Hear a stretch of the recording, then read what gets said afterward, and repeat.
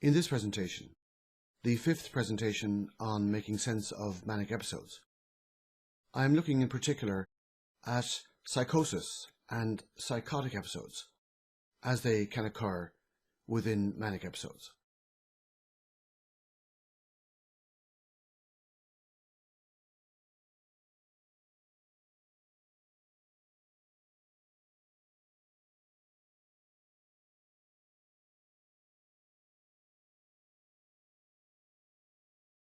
A major reduction in contact with objective reality is said to be a defining feature of psychosis.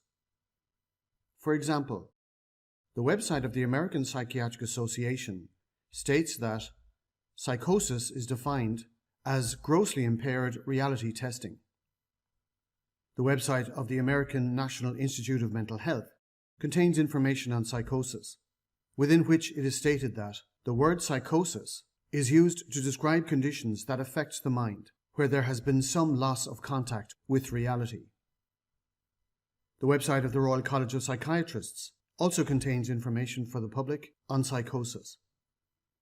Within this information, the Royal College of Psychiatrists write that psychosis is when your thoughts are so disturbed that you lose touch with reality. Losing touch with reality is therefore considered a key aspect of psychosis. Psychosis can occur within the spectrum of experiences and behaviors that become diagnosed as bipolar disorder. As a rule, within the prevailing medical view of bipolar disorder and of mental health, psychotic episodes are generally seen as a sign of, the product of, a major psychiatric illness, such as bipolar disorder or schizophrenia. This is confirmed on the website of the Royal College of Psychiatrists, where it is stated that when you have a psychotic episode, it can be a signal of another underlying illness, such as schizophrenia or bipolar disorder, which, as you can see, the Royal College of Psychiatrists have highlighted in red here. Similarly, the website of the American Psychiatric Association informs the public that psychosis can be present in several mental illnesses, including schizophrenia, schizoaffective disorder, bipolar disorder, and depression. Within the prevailing medical understanding of psychosis, then, two themes are widely accepted as truth: being out of touch with reality being a hallmark of psychosis, and the very occurrence of psychosis is taken as evidence that the person is seriously mentally ill. Within the prevailing medical view, that is often considered sufficient information, other than assumptions that, in psychosis, the brain must be in a state of major dysfunction. This view is illustrated within the information provided by the American National Institute of Mental Health.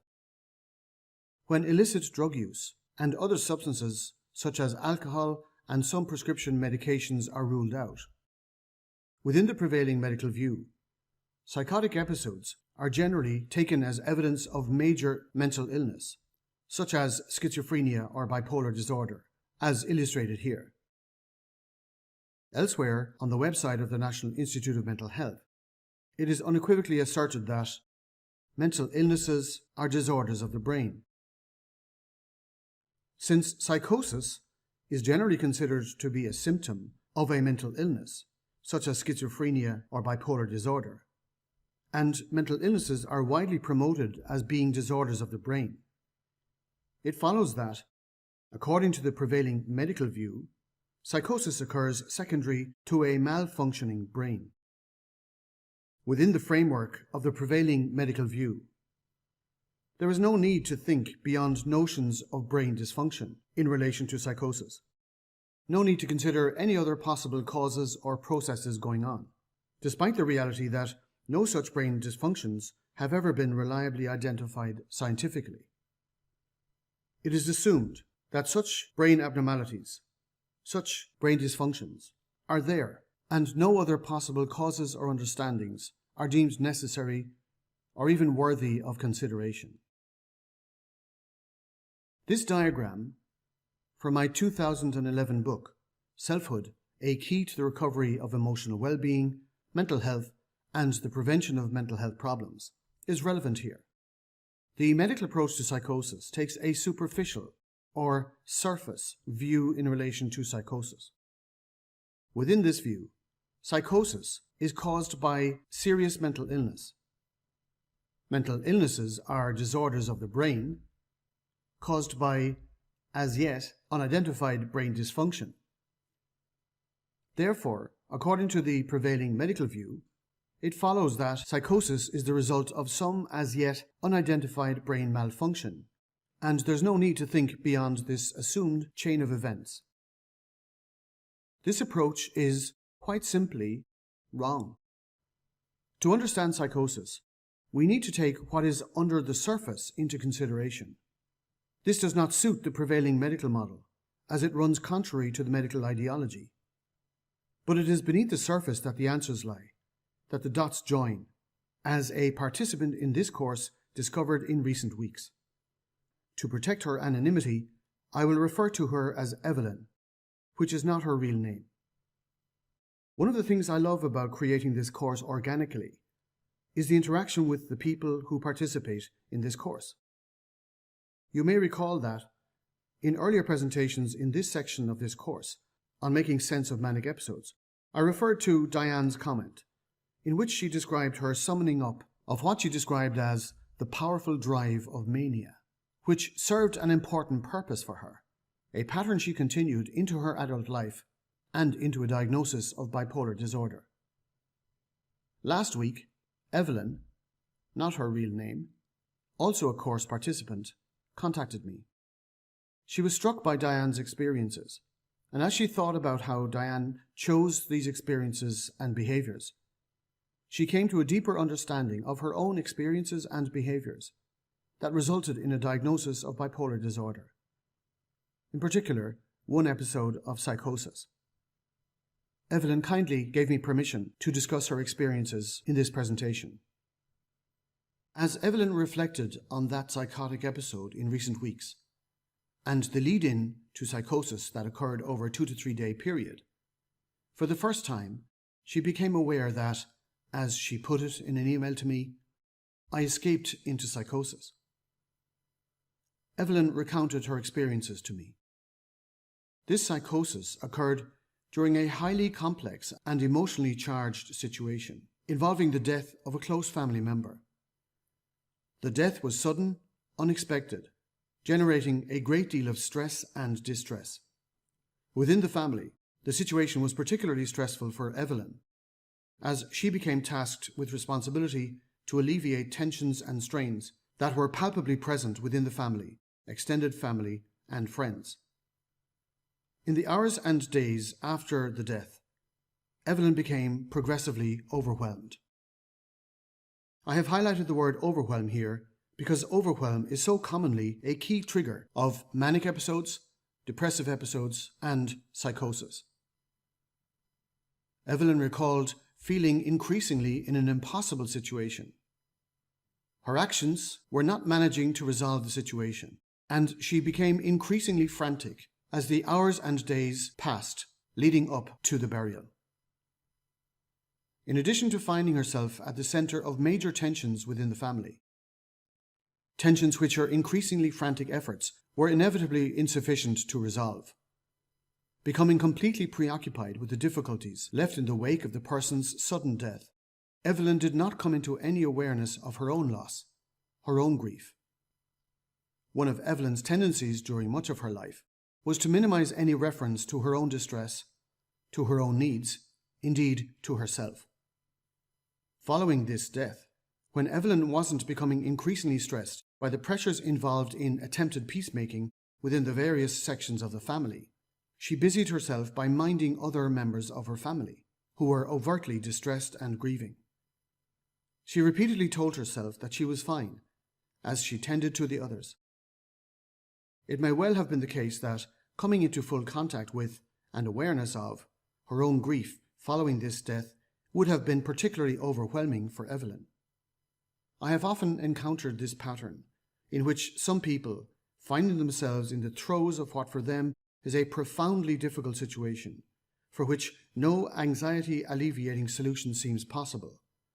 Escape into psychosis, or into a manic or depressive episode, becomes what seems to be the only way to get any level of relief or resolution.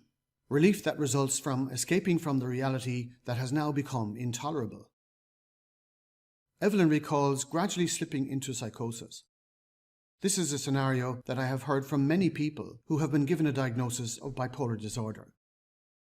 Reflecting on what she describes as the more or less conscious slip into psychosis, Evelyn wrote that, "I now realize that I had a distinct feeling of being trapped, with no real escape out of my family circumstances," adding, "almost identical in circumstances to the previous big episode 5 years earlier, an overwhelming feeling of doom, of no way out. At that point, I started to check out, a phrase many people have used with me over the years. My way out of the hell of my reality at that time." Evelyn continued, "That night, while trying to sleep, I experienced growing suicidal ideation thoughts, the worst I have ever had. By the next morning, although I must have looked like I was getting through the process of getting ready and playing my quite important put-a-face-on role around the funeral, I quite clearly remember having psychotic thoughts that no one obviously knew anything about."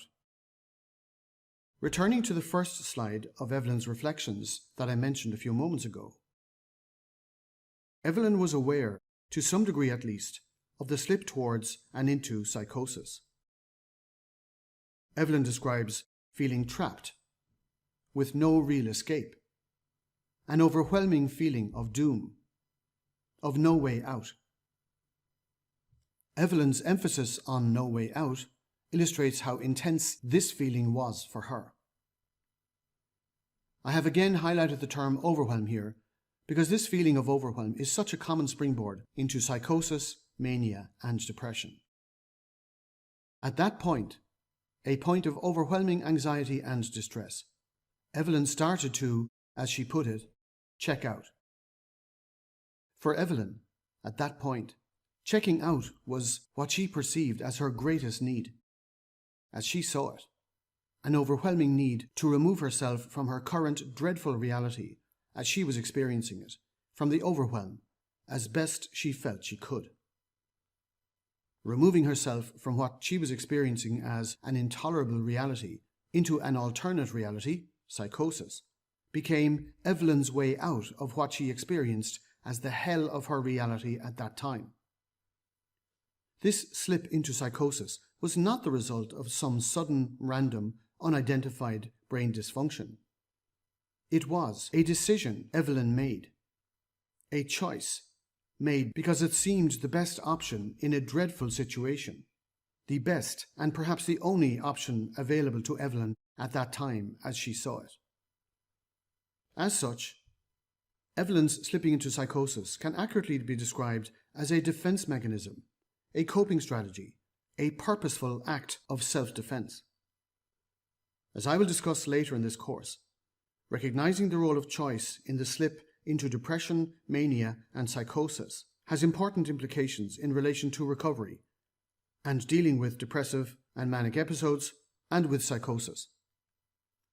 In the middle of this passage, Evelyn's observation that the unfolding scenario in which she found herself was almost identical in circumstances to the previous big episode 5 years earlier is interesting, as it suggests that a previous similar episode that Evelyn went through was also linked to finding herself in a progressively overwhelming situation, where, again, there seemed no other way out for Evelyn.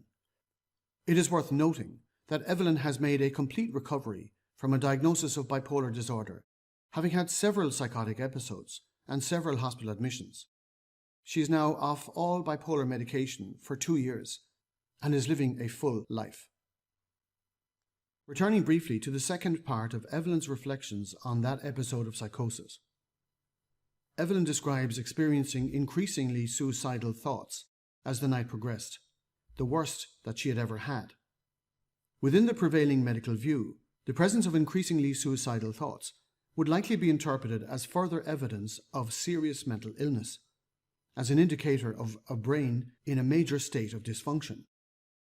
However, by listening very carefully to my clients over the past 20 years or so, I have come to realize that the progressive increase of suicidal thoughts is, for that person, generally a direct reflection of how overwhelmed they are feeling at that moment, which is precisely what Evelyn was experiencing at that time. In my experience, it is not at all coincidental that at the time Evelyn was experiencing overwhelm at a virtually unprecedented level in her life, overwhelm that was slipping into psychosis, she was also having the highest intensity of suicidal thoughts that she had ever experienced. I have already discussed how slipping into psychosis is a defense mechanism, a frantic solution, offering a way out of what Evelyn experienced as an overwhelming and impossible situation, a way out that Evelyn felt she desperately needed. Suicidal thoughts also tend to surface more strongly as a person feels progressively overwhelmed, when no solution to ending their pain and overwhelm seems possible at that moment, other than ending their life in order to end their pain. It should not surprise us that Evelyn experienced the most intense suicidal thoughts she ever had at a time of profound overwhelm. Nor should it surprise us that she experienced both suicidal thoughts and psychosis within this evolving scenario, since both suicidal thoughts and psychosis are frantic attempts at finding a solution to the pain and overwhelm, finding a way out. In my experience, it is not a coincidence that her very distressing suicidal thoughts preceded the onset of her psychotic thoughts. This is a pattern I have often observed. These suicidal thoughts were profoundly distressing for Evelyn. Slipping into psychosis and away from her intolerable reality provided some degree of relief from her suicidal thoughts which, although defensive and protective in their own way, as a potential way to end her suffering, were in their own right highly difficult to tolerate. Evelyn's experience and her recent awarenesses in relation to that psychotic episode illustrates a reality that I have encountered repeatedly in relation to psychotic episodes, and indeed manic episodes and depressive episodes, a reality that is generally completely missed within the prevailing medical approach to bipolar disorder.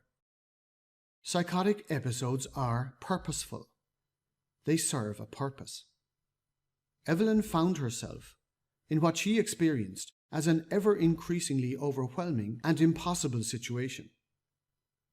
The double whammy of the major stress she was put under when given responsibility for resolving long-standing tensions within the family, and the death of a very important person in her life, a death for which she had not yet begun grieving.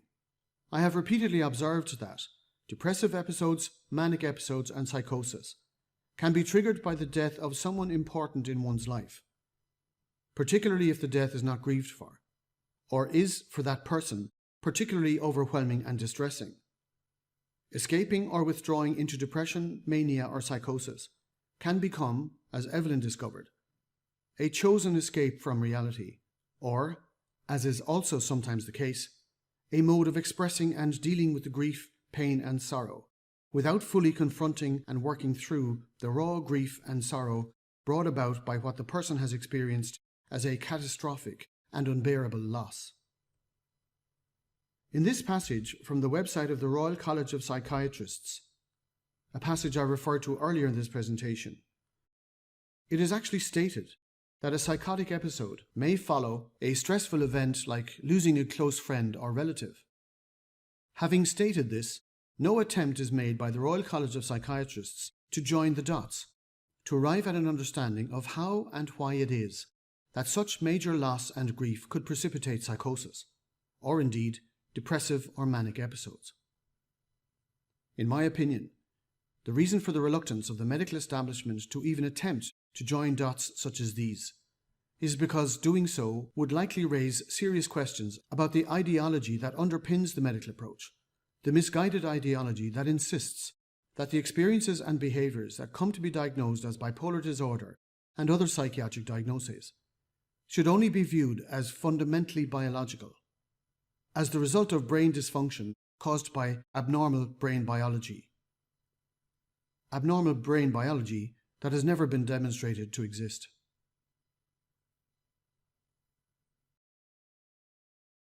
In this presentation, we have seen that we don't have to resort to completely unproven assumptions that manic episodes and psychotic episodes can only be understood through the lenses of biology, abnormal biology, that has never actually been established to exist in such circumstances.